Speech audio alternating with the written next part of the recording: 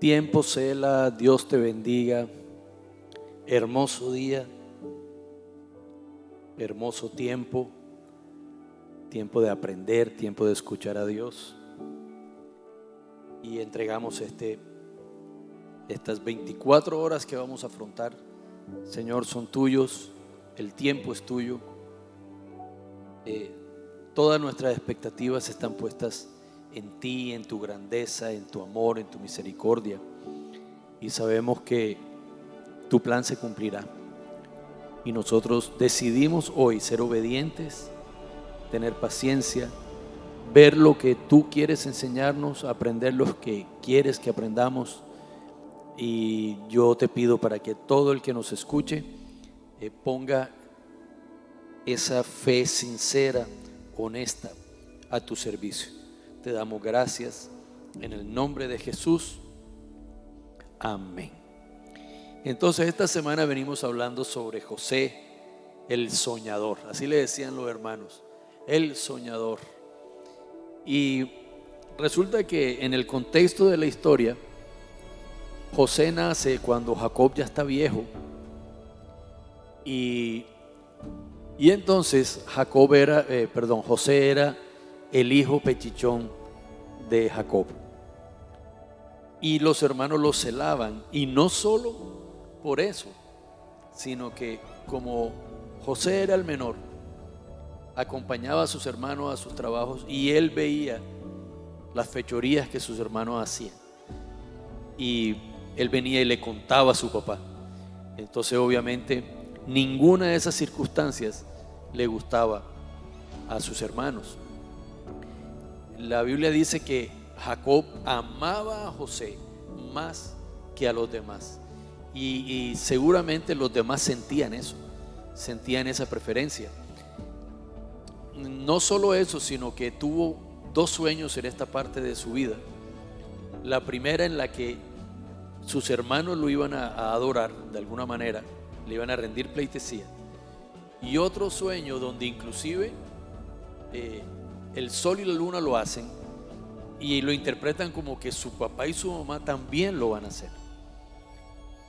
Y eso no le gustaba a los hermanos. A los hermanos no les gustaba ni lo que decía ni cómo lo decía. Y en un momento en que Jacob manda a José a alcanzar a sus hermanos porque están trabajando, ellos cuando lo ven dicen: aprovechémonos que mi padre no está aquí, vamos a matarlo.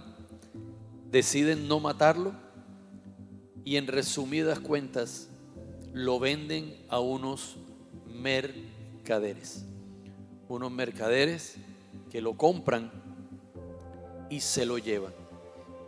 Y estos hermanos de él le quitaron la túnica que su padre le había regalado, mataron un cordero y su sangre la derramaron encima de la túnica para hacerle creer a su padre que un animal salvaje se había comido a su hijo José.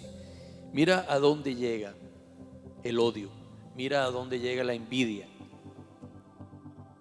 A causa de unas malas preferencias mal manejadas en el hogar, a causa de un José que habla demasiado acerca de las grandezas que le esperan. Así que esto nos enseña a tener un equilibrio, a ser prudentes cuando hablamos. Pero hoy vamos a hablar entonces de la otra etapa de la vida de José. La vida de José en Egipto. Los mercaderes se lo llevan y se lo venden a Potifar. Potifar era capitán de la guardia del faraón. O sea, era un hombre con poder, era un hombre con mando. Y le venden a Potifar, le venden a este muchacho José. Génesis 39, versículos 2 y 3 dice: el Señor estaba con José, por eso tenía éxito en todo mientras servía en la casa de su amo egipcio. Potifar lo notó y se dio cuenta de que el Señor estaba con José y lo hacía prosperar en todo lo que hacía. José llega como esclavo y empiezan a darle pequeñas responsabilidades, como cuando tú coges ese puesto que no querías. No, yo no quiero estar aquí, pero empiezas a hacer las cosas y te empiezas a resaltar, a mostrar que tus resultados son superiores al promedio. ¿Por qué? No porque tú seas mucha cosa, sino porque Dios tiene grandes planes contigo. Los grandes planes de Dios se reflejan en la manera como hacemos las cosas, en la manera como en aquello que Dios nos mandó a hacer, lo podemos hacer. Así que no desfallezcas. José asumió su nueva vida difícil. Pasó de ser el hijo pechichón de Jacob a ser un esclavo joven de Potifar. Pasó de estar en los campos a ser esclavo en Egipto. Sin embargo, no dejó de hacer las cosas de una manera excelente. No olvidó la excelencia. No olvidó de cómo se deben hacer las cosas. Él siguió creyendo en eso. Y su amo, Potifar, se dio cuenta que todo lo que hacía prosperaba. Tenía, como decimos, el palito para hacer las cosas y para multiplicar. Entonces, a pesar de ser vendido como esclavo, José prosperó en Egipto. No importa la situación, no importa si es en Colombia, en Estados Unidos, en Europa, en la Conchinchina.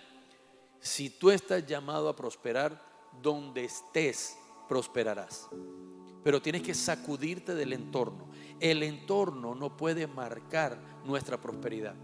Obviamente no será igual lo que el potencial en Estados Unidos o el potencial en China o el potencial en Colombia. Pero donde estés vas a resaltar, donde estés vas a marcar una diferencia, y donde estés llegarás a los planes, a cumplir los planes que Dios ha tenido contigo. No desfallezcas.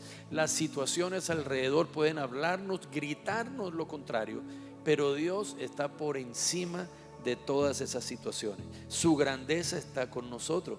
Y José encontró favor y éxito en la casa de Potifar. ¿Por qué consiguió ese favor? Porque hizo las cosas bien, las hizo con excelencia. Mira, cuando tú hagas las cosas bien y con excelencia, vas a estar por encima del promedio. Cuídate, aprende lo siguiente: no estés en medio de ese lugar, en medio de estar haciendo la excelencia, no estés hablando de la grandeza que te espera. Haz silencio, permite que los demás simplemente vean los resultados, pero tú no estés hablando de lo grande que eres o de lo grande que serás. Permite que Dios mismo te exalte. Y aquí dice que Potifar lo empezó a observar y se dio cuenta. La presencia de Dios con José le permitió prosperar incluso en medio de la mayor adversidad posible. Y entonces ahora viene todo bueno para José. No, siguen las luchas, siguen las batallas, porque el diablo nunca va a descansar. Siempre va a procurar obstruir nuestro camino, siempre va a procurar destruirnos en el proceso. Así que no temas, sigue adelante. Alguien te está viendo, alguien te está observando, alguien con poder y autoridad te está viendo, alguien está decidiendo cuál es el momento. No desfallezcas, sigue haciendo las cosas con excelencia, sigue creyendo. Algo está pasando alrededor, alguna diferencia tú estás marcando y la gente se da cuenta. Y el día de mañana alguien se va a sumar y te va a multiplicar. Yo lo creo. Yo creo que en Transversal alguien nos está observando. Cientos nos están observando. Miles nos están observando. Y va a llegar el tiempo de la multiplicación. Así en la iglesia, así en tu casa. Así en la iglesia, así en tu empresa. Así en la iglesia, así en tus estudios. En todo lo que tú toques, haciéndolo con excelencia, prosperarás. Te bendigo. Soy el pastor Luis Tena de la Iglesia Transversal y oro para que tengas un excelente día. Dios te bendiga. Amén y amén.